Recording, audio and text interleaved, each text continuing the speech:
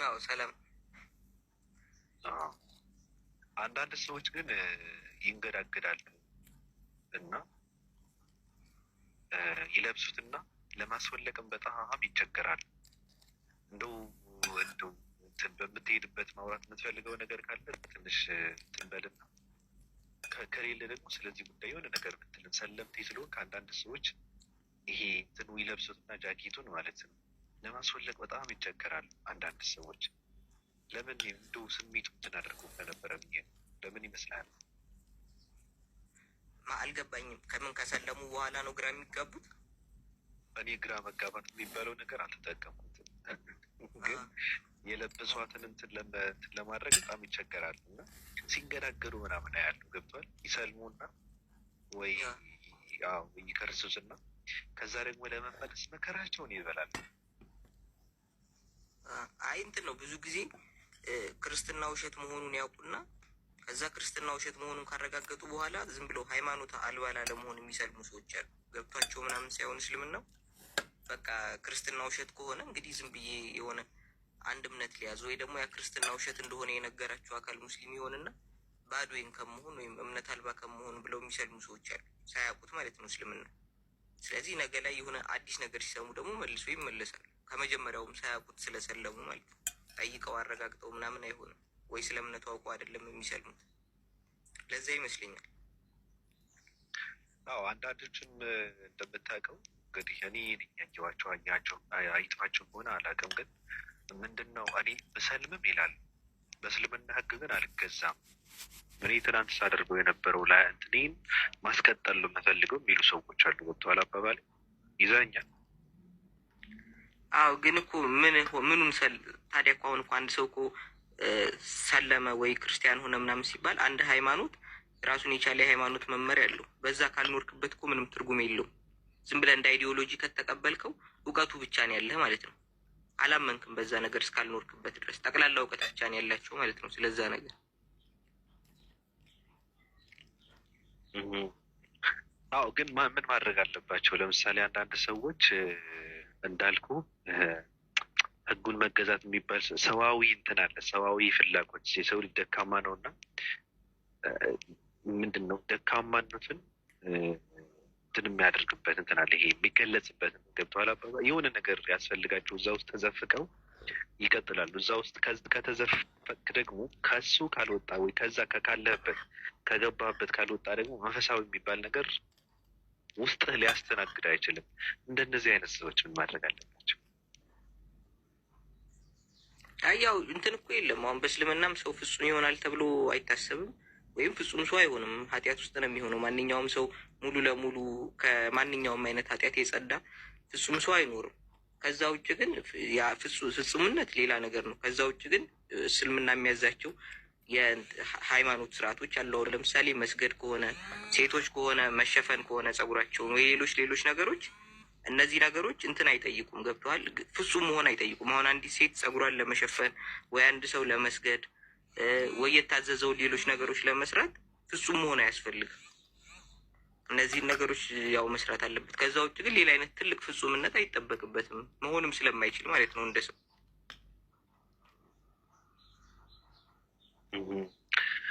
አንዳንዶቹ ወንዶቹ እንኳን እኔ ብዙም እንትን አድርጌ አላውቅም፣ እንደዚህ አይነት ነገር አይቼ አላውቅም። እና ሴቶች ግን አብዛኛው ጊዜ አሁን ታዘበ ከሆነ ቀለል ባለ ነገሩ ይሄ የመሸፈኑ ነገር አለና ለምንድን ነው የማትሸፈኙ? ፀጉርሽን ማድረግ አለብሽ ሲባሉ አይ እኔ እኮ ገና አዲስ ነኝና ምንድን ነው በዚህ ልክ ሰው እንትን አይለም፣ እኔ ገና መለማመድ አለብኝ እኮ ቢያንስ ምናምን የሚሉ ሴቶች አሉ። ገብተዋል። አንዳንድ ሰዎች በእርግጥ አሁን ሃይማኖት ውስጥ እንደገቡ ምናምን ቀጥ ያለ ሰው የለም በሃይማኖት ውስጥ። መንፈሳዊ ሰው እንደዛ እንዲሆን ይፈልጉታል። እሱ ትክክል አይደለም፣ እኔ እንትን አድርገዋለሁ። ግን መልሳቸው ግን በጣም የሚያስቅ ነው። አንዳንድ ሰዎች እንደሚገርሙ ይፈልጉታል። እሷ እኮ አዲስ ነች እኮ እንዲ ትስጧት እንጂ ምንድን ነው በዚህ ልክ፣ ኧረ ተው አዲስ ነች እኮ እሷ ምናምን እየተባሉ እንትን የለም እንደ ምንድን ነው እንደ እንቁላል እንትን እንድታደርጋቸው የሚፈልጉ አብዛኛው ጊዜ እንደዚህ አይነት ባህሪ የማየው በሴቶች ነው። ለምን ይመስላል? ይቅርታ መጠየቀ ያው ሰለምቴ ስለሆንክ ነው። አይ እንደ ግለሰቦቹ ይለያያል። እኔ እንጃ አሁን ሰው በግለሰብ ደረጃ ምን ብለው እያሰቡ እንደሆነ አላውቅም። እንደ ግል ግን ያው እኔ ግን ከባድ ነገር አይመስለኝም። አሁን የሆነ ሰው የስጋ አሁን የሆነ አይነት ኃጢአት ሰርቶ ምንድን ነው ውስጥ ስለው ስጋ ያሸንፍ ወይ ነው ምናምን ሊል ይችላል። ለዛ ነገር ይገባበታል ንስሐ በቃ ምህረትም ያገኛል ብለን እናምናለን። ግን አሁን ወይ ፀጉር መሸፈን ወይ ምናምን ትልቅ ትግል የሚጠይቅ ነገር አይደለም። ይሸፈናል። ማን አሁን የሆነ አይነት ችግር መጥቶ ተሸፈን ብትባል ትሸፈናል። አሁን በኮሮና መጥቶ እንኳን አሁን በማክስ እየተሸፈናል ነበር ፊታችንን ወንዱም ሴቱም ምናምን ለሆነ ለበሽታ ብለህ ሁላ እኮ ትሸፈናለህ አይደለም? የሆነ አምላክ አዞኛል ብለህ አስበህ እና እኔ እንጃ ሰው ካመነበት ቀላል ነው ብዬ ነው የማስበው። እንደዚህ አይነት ነገሮች ትልቅም የሆነ የሚከብዱም ነገሮች አይደሉም ለማድረግ። አሁን ራስን ማሸነፍ ምናምን የሚከብድባቸው ቦታዎች አሉ። ግን አሁን ፀጉር መሸፈን ምን አይነት ራስን መግዛት ይጠይቃል? ቀላል ነገር ነው። የሆነ ከባድ ነገርም ነው ብዬ አላስብም። እኔ እንጃ ደግሞ እንደ ሴትም እንደሚሰማቸው አላውቅም። ግን እንደ ወንድ ሳየው የሆነን ነገር መሸፈን ምንም ትልቅ ነገር ነው ብዬ አላስብም።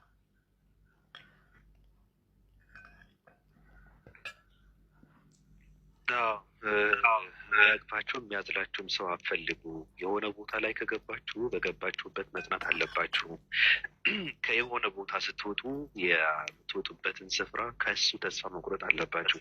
ወደ የሆነ ቦታ ስትገቡ ደግሞ የምትገቡበትን ቦታ ፍጹም ተስፋ ሊኖራችሁ ይገባል። ድንበታለሁ ጸድቅበታለሁ ብላችሁ ማመን አለባችሁ ብዬ ነው የምለው። በእርግጥ ትኩረት ፈላጊ ተብሎ ሲባል አንዳንዴ ለምንድን ነው በዚህ ልክ እንዲህ አይባልም? ሰው እኮ የውስጡን የሚያውቀው ሰው የለም፣ ምናልባት እየተፈተነም ሊሆን ይችላል ምናምን ይባላል። በእርግጥም እኔ አይቻለሁ።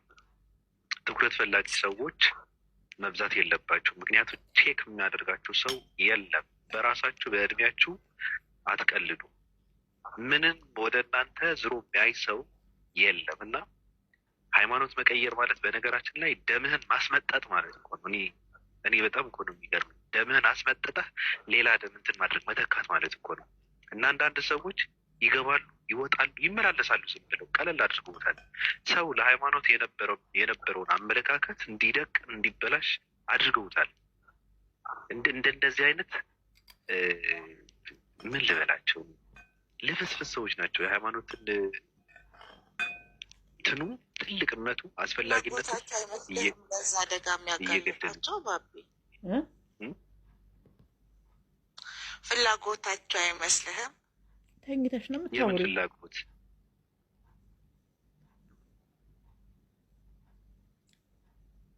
በህልሟ ነው የምታወራው። ፓል የምን ፍላጎት? ይባል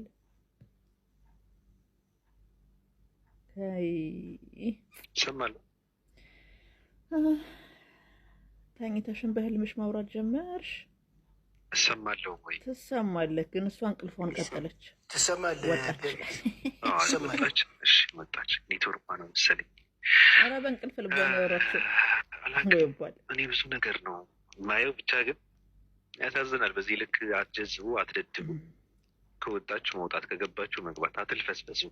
ሃይማኖት ስትቀይሩ ቢያንስ ለራሳችሁ በቀን 1 ሰዓት እየሰጣችሁ ከዚህ ስፍራ ውልቅ ብላችሁ ተማሩ፣ አጥኑ ስለገባችሁበት እንጂ አይ እንደዛ የሚባል ነገር የለም። እኔ በኤፍሬም እና በጥላሁን ቂጤን እያወዛወዝኩ እቀጥላለሁ ምናምን የሚባል ከሆነ ትርጉም የለውም። የሰው መጫወቻ ነው የምትሆኑ።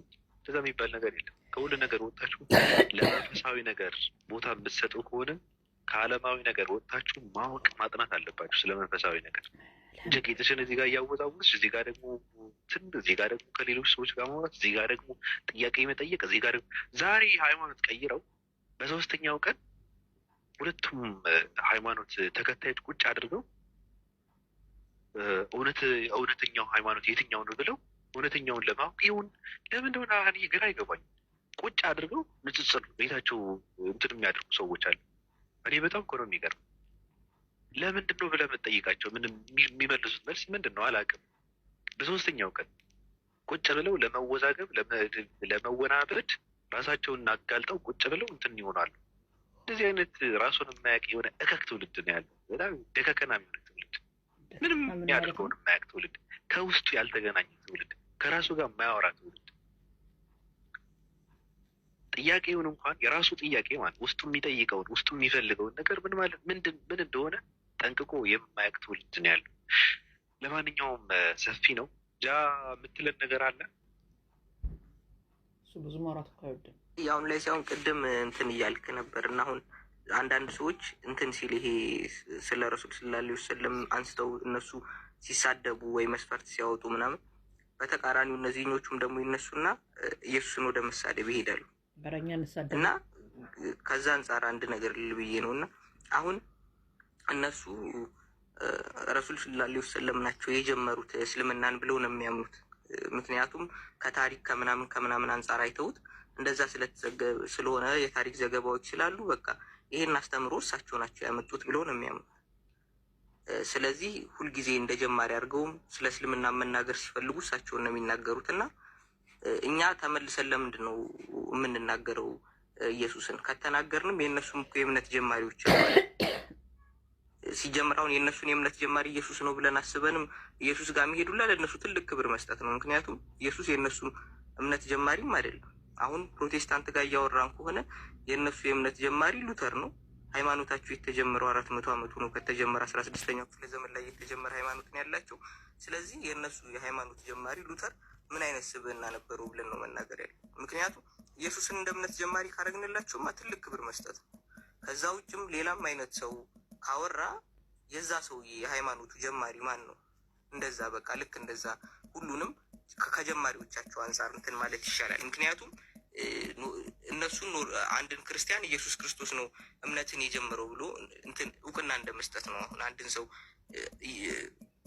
ከኢየሱስ አንጻር መናገር ማለት ነው። ስለዚህ የእነሱን አንድ ሰው እንደ ሃይማኖቱ ሲናገር የሃይማኖቱ ጀማሪ መፈተሽ ይቻላል እና የሃይማኖቶቻቸውን ደግሞ ጀማሪዎች ብንፈትሻቸው ምንም የሆነ የተሻለ አይነት ስብዕና ያላቸው ሰዎች አልነበሩም። ሁሉም እነ ሉተርን ብናይ፣ እነ ካልቪንን ብናይ፣ እነ አርሚንን ብናይ፣ እነ ማይክል ሰርቪተስን ብናያቸው ሁሉም የሆነ የተሻለ አይነት ስብዕና ደረጃ ላይ ሲኖሩ የነበሩ በቅድስና ሲኖሩ የነበሩ ሰዎች አይደሉም እና እንደ ንጽጽርም ከሆነ ካነጻጸርንም እንደው የሃይማኖት ጀማሪዎቻቸው ጋር ብንሄድ ይሻላል። ምክንያቱም ምንም አይነት መጽሐፍ ቅዱስ ጋር የሚወስደን ነገር የለም። መጽሐፍ ቅዱስ ላይ ያሉት ነቢያቶችም የእነሱ አይደሉም። ሲጀመር ነቢያቶቹ የእኛም ናቸው ብለን ሼር የምናደርጋቸው ስለሆኑ የእነሱ የእምነት ጀማሪዎች የቅርብ ዓመት ሰዎች ስለሆኑ ከእስልምና በኋላም የተጀመሩ እምነቶች ስለሆነ ዛሬ ላይ ለውይይት እኛ ጋር መጥተው የሚወያዩት ሰዎች ኦርቶዶክስም ቢሆን 1054 ላይ የተመሰረተ ነገር ነው።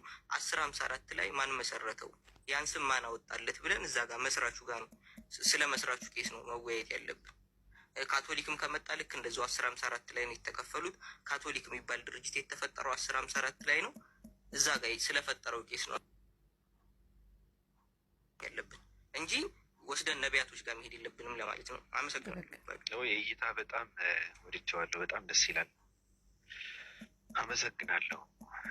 ጃ ባይ